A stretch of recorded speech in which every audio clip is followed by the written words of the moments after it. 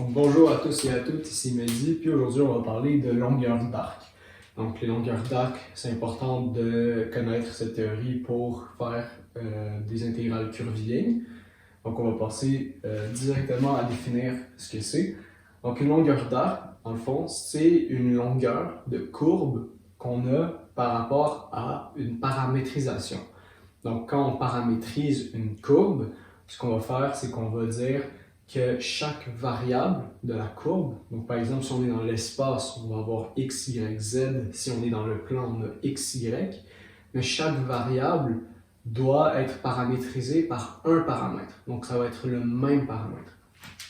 Donc, si on veut essayer de comprendre un peu, quand on a une fonction de x, comme on a généralement commencé par apprendre les fonctions comme ça, on a y, ça c'est comme ça qu'on a appris, y est égal à une fonction de x, et cette fonction de x, bien, elle dépend juste de x. Donc, c'est des termes qui vont dépendre seulement de x. Là, nous, quand on fait une paramétrisation, ce qu'on va utiliser, on va utiliser la variable t. On va avoir x, qui va être une fonction de t, donc qui va dépendre de variable de t, en fait. On va avoir y, qui est une fonction de t, qui est différente ou peut être égale à f de t, mais là on va dire g de t. Donc y dépend aussi seulement de t, et z dépend aussi seulement de t.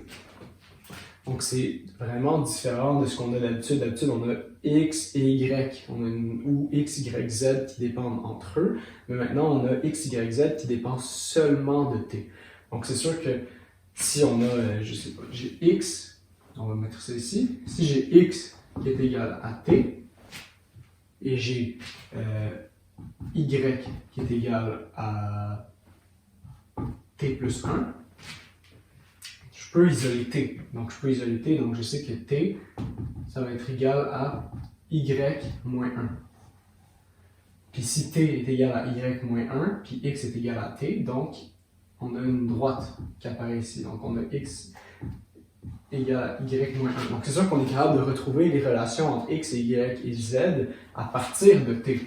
Mais la paramétrisation, en général, ce qu'on fait, c'est qu'on part d'une équation cartésienne qu'on connaît, donc x, y, z qui sont reliés ensemble, et on essaie de trouver des fonctions qui dépendent de t. Donc, ça, c'est important à savoir. Parce que après, ce qu'on va faire, on va calculer la longueur des courbes et on n'a pas le choix d'avoir un seul paramètre, qui sera t dans ce cas-là. Donc, on va regarder la formule qui est ici. Donc, ça, c'est la longueur de la courbe. Donc, je peux avoir, si je dessine un espace ici, donc j'ai t qui va varier entre a et b. Donc, le paramètre va varier d'une constante à une autre. Donc, on peut avoir ça ici, on va l'écrire. J'ai t qui varie entre a et b, ici. Donc, quand t égale a, ce qu'on va avoir, ça va commencer d'un certain point. Donc, imaginez que le point A, quand t égale à a, x, y et z sont à l'origine, donc 0, 0, 0. Et plus, quand t avance, bon, notre courbe, elle fait, peu importe, dans l'espace, elle se balade comme ça, elle arrive au point B. Donc, quand t égale à b, on va nommer ça le point B. OK. Donc ça, c'est notre point B. Et quand il arrive au point B, quand t est égal à b, eh bien, la courbe, elle a parcouru du chemin. Et ça, on est capable de le calculer. Si on a la paramétrisation de la courbe, on est capable de calculer la longueur de la courbe que j'ai dessinée ici. Donc là, c'est très intéressant. Ça nous permet d'avoir plusieurs applications pratiques qu'on peut utiliser. Donc, là, on a l'intégrale de a à b qui est par rapport à t. Bien entendu, tout dépend de t. Donc, on a seulement une variable dans notre équation. Donc, on a dx dt qui est au carré, plus dy dt au carré, plus dz dt au carré. Tout ça, la racine. Donc, ça, c'est le théorème de Pythagore. Donc, ce qu'on fait, c'est qu'on somme plein de petits segments, donc c'est ça, dx dt, dy dt, dz dt, et comme on a dit, x, y et z dépendent seulement de t. Donc quand on va les dériver par rapport à t, ben, on va avoir des expressions qui dépendent de t, qu'on met au carré, qu'on additionne, et ensuite on intègre par rapport à t. Donc c'est une intégrale simple qu'on a ici. Donc une intégrale avec une seule intégrale. Donc ça c'est tout pour la théorie. On va faire un exercice pour voir à peu près à quoi ça ressemble.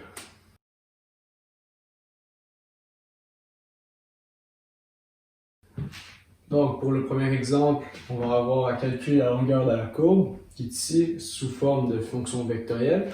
Donc r de t est égal à ti plus 3 cos de t j plus 3 sin de t k, où t varie entre moins 5 et 5. Donc ce qu'on doit faire en premier, c'est transformer cette fonction vectorielle en courbe paramétrique. Donc c'est assez simple. Quand on a une fonction vectorielle ici, tout ce qui est devant le i, donc ce qui est multiplié par i, c'est x ici. Donc on a x, 3 cos de t devant le j, ça c'est le y, et 3 sin de t, c'est z. Donc on peut paramétrer très simplement ici.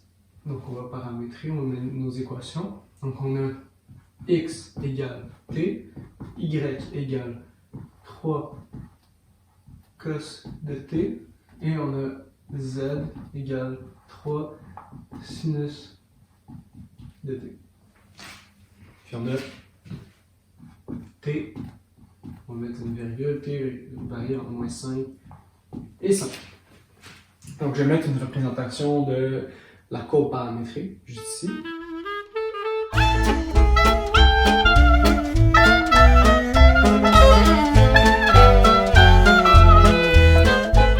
Maintenant qu'on a la courbe paramétrique en tête, on peut résoudre l'intégrale et trouver la longueur de la courbe. Donc c'est assez simple, on applique la formule. La longueur, c'est égal, c'est l'intégrale entre les bornes. Donc nous, t varie entre moins 5 et 5. Moins 5 et 5. De la racine. Et là maintenant, il faut juste qu'on dérive. Donc la dérivée, on a la dérivée de x, on va l'écrire en fait. Donc on a la dérivée de x par rapport à t au carré. C'est quoi la dérivée de x par rapport à t? C'est 1. Donc on a 1 plus la dérivée de y par rapport à t.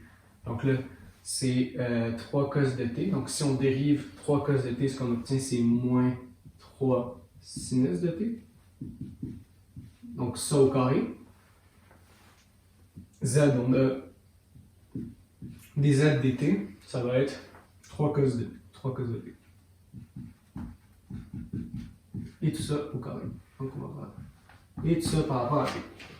Donc la longueur, c'est égal moins 5 à 5 de racine de, puis on a 1 ici, plus ça ici au carré, donc moins 3 sin de t, tout ça au carré, ça donne 9 sinus au carré de t, plus on va avoir aussi 9 cos carré de t, tout ça par rapport à dt. Donc là, on peut faire une petite mise en évidence. On a sin carré de t, cos carré de t, ça donne 1. Donc on va avoir la racine de 10 au final. On a L, on va avoir l'intégrale. Donc ici on voit sin carré, cos carré. Donc ça ici, ça va être égal à 9. Donc on va avoir 1 plus 9. Puis ici on a moins 5, 5. Racine de 10 par rapport dt. Donc très simple comme intégrale. Ça veut dire qu'on va avoir la longueur qui est égale à racine de 10 fois t, qui est évaluée entre 5 et moins 5. Et ça, ça veut dire qu'on va multiplier par 10. Donc on a 10 racine de 10, qui est notre longueur. Juste ici. Donc c'est tout pour cet exemple-là. On va faire un autre exemple pour calculer une autre longueur de courbe.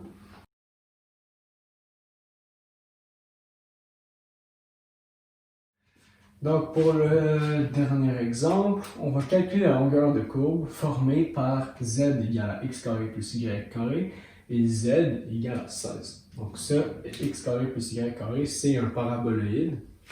Donc un paraboloïde, ça ressemble, on va le dessiner, ça ressemble un peu à on a z, x, y, ça ressemble à un parabole de chaque côté de x, y. Donc dans le plan zx et dans le plan zy, c'est des paraboles, mais en 3 dimensions, ça s'appelle paraboloïde. Et le plan z égale 16. Donc le plan z égale 16, on peut dire que c'est le plan qui est ici, qui va couper notre paraboloïde. Donc là, c'est intéressant. Qu'est-ce qu'on fait quand on doit trouver la longueur d'une courbe qui sont formées par deux fonctions?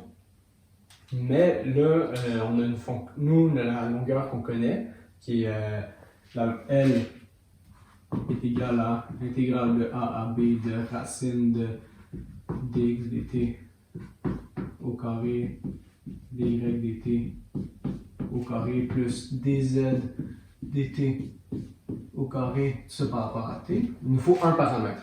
Mais là, on a x, y et z, puis là, il faut qu'on définisse tout ça par rapport à t. Donc, qu'est-ce qu'on fait dans ce cas-là?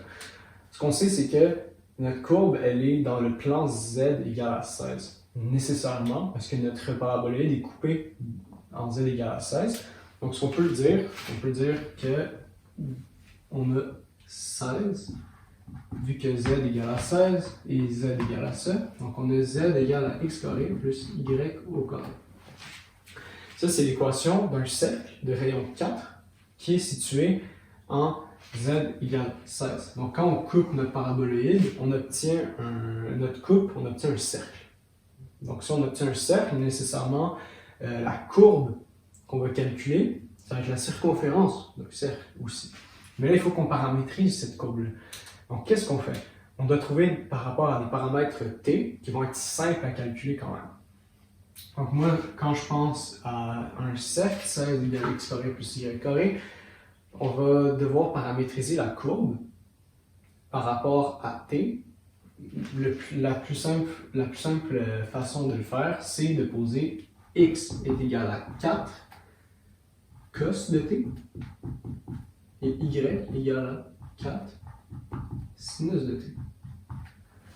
Comme ça, quand on a x au carré plus y au carré, ça va nous donner 16 directement. Parce qu'on va faire apparaître une identité trigonométrique cos carré de t plus sin carré de t qui va donner 1. Et z ne dépend pas de t. Parce que z est toujours égal à 16. Donc, peu importe la valeur de t, z est toujours égal à 16. La raison pourquoi t n'intervient pas en z. Donc là, ce qu'on va faire maintenant, c'est qu'il faut qu'on trouve nos bornes d'intégration, donc a et b. Parce que si on veut trouver la longueur, il faut qu'on sache t varie de quoi à quoi. Et là, c'est assez simple quand on a un cercle, parce qu'on sait que t va faire le tour du cercle. Donc, si t fait le tour du cercle et qu'on a cos de t, sin de t directement, on sait que t varie entre 0 et 2π. Donc, ça, c'est un tour de cercle au complet. Maintenant, on a juste à résoudre, tout simplement. Donc, on a paramétrisé nous-mêmes notre cercle de rayon 4, qui est dans le plan z égale 16. Et là, maintenant, on va trouver la longueur. Donc, L égale de A à B, donc pour les valeurs de t, on a 0 à 2π, 0 à 2π, de 0 à 2π. Puis là, on a la racine. Là, dx dt. C'est quoi dx dt? Dx dt, c'est moins 4 sin de t. Donc, on a moins 4 sin de t. Tout ça au carré, faut pas oublier. Tout ça au carré. Ensuite, on va avoir dy dt. Si on dérive 4 sin de t par rapport à t, ça donne 4 cos de t. Tout ça au carré. Et si on dérive 16 par rapport à t, 16 c'est une constante, on le dérive, ça donne 0. On ne va pas l'écrire. C'est plus 0 au carré, ça donne 0. Et tout ça par rapport à t. Donc on va intégrer. Donc là, c'est un cercle de rayon 4. On sait très bien c'est quoi la circonférence que ça va avoir. Puis on va essayer de le calculer aussi avec notre intégrale. La circonférence d'un cercle, c'est 2πr. Le rayon, c'est 4, donc notre circonférence devrait être égale à 8π. Nécessairement. Mais on va le calculer avec la longueur. Donc on a L égale de 0 à 2pi. Là, on a moins 4 sin de t au carré. Donc là, on va avoir 16 sin au carré plus 16 cos carré de t. Donc ça va nous donner 0 à 2pi racine de 16 sin carré de t plus cos carré de t, ça va donner 1 dt. Ça, c'est égal à quoi? C'est égal à l'intégrale de 0 à 2pi de 4 dt. Puis si on intègre de 0 à 2pi sur une constante 4, on fait juste multiplier par la différence entre les deux bornes. Donc c'est 2pi fois 4, 8pi. Et là, on a trouvé notre longueur de courbe, qui est exactement la même longueur de courbe qu'on s'attendait parce que c'est un cercle. Mais on a utilisé la longueur d'arc à l'aide du calcul intégral pour trouver cette longueur. Donc ça prouve que cette formule-là fonctionne pour d'autres choses. Donc si on avait des plans inclinés, ça aurait été plus difficile de le trouver avec de la géométrie simple, mais avec les intégrales, on est capable de le faire. Donc c'est tout pour cette vidéo aujourd'hui. Donc j'espère que ça vous a aidé, puis je vous souhaite une excellente journée.